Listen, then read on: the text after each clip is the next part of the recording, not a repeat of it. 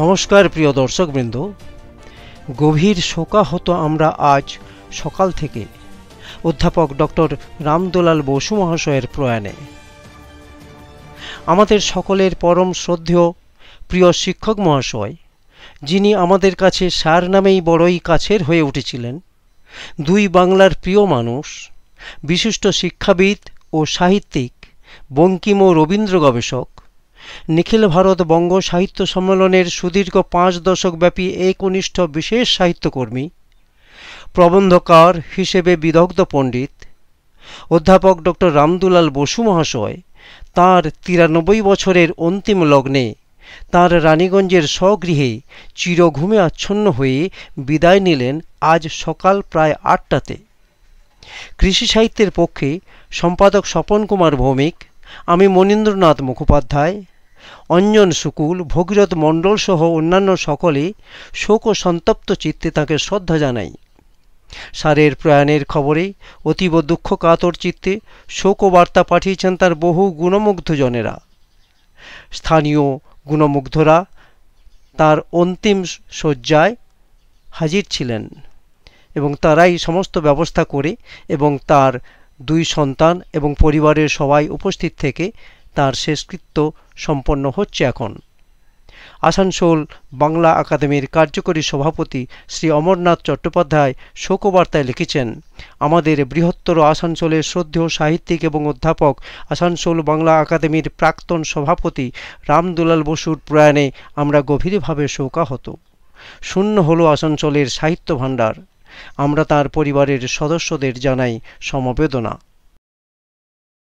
এই সংসার থেকে স্যারের এই স্বাভাবিক চিরবিদায় মুহূর্তে স্বাভাবিক ও অস্বাভাবিক মৃত্যুর উপরে লেখা ও 2018-তে বাংলাদেশের ঢাকার বাংলা একাডেমিতে আয়োজিত একটি আন্তর্জাতিক সাহিত্য সম্মেলনে অভিনীত একটি নাটকের দৃশ্যপট পর্যালোচনা করতে গিয়ে স্যার ঠিক কী বলেছিলেন, স্যারের সেই মূল্যবান কিছু কথা সম্বলিত একটি ভিডিও পরিবেশন করছি, যা সেদিন আমার ক্যামেরায় ধরে রেখেছিলাম গত 7 বছর ধরে।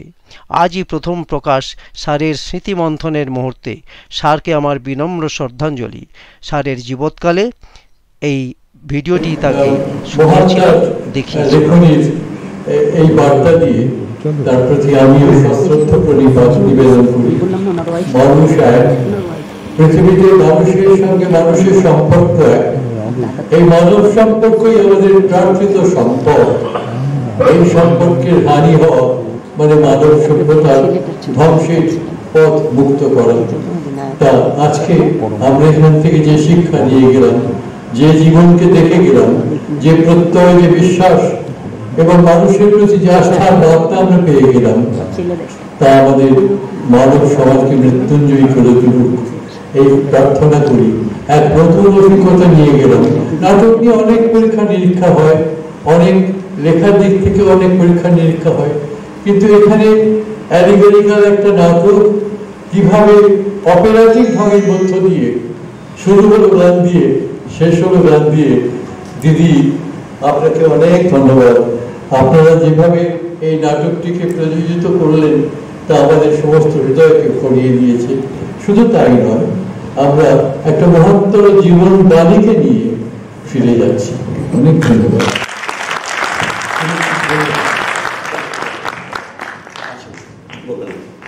আর কেউ যদি বলার না থাকে তাহলে এখানে আজকে অন্তত মঞ্চ থেকে শুভরাত্রি বলবো।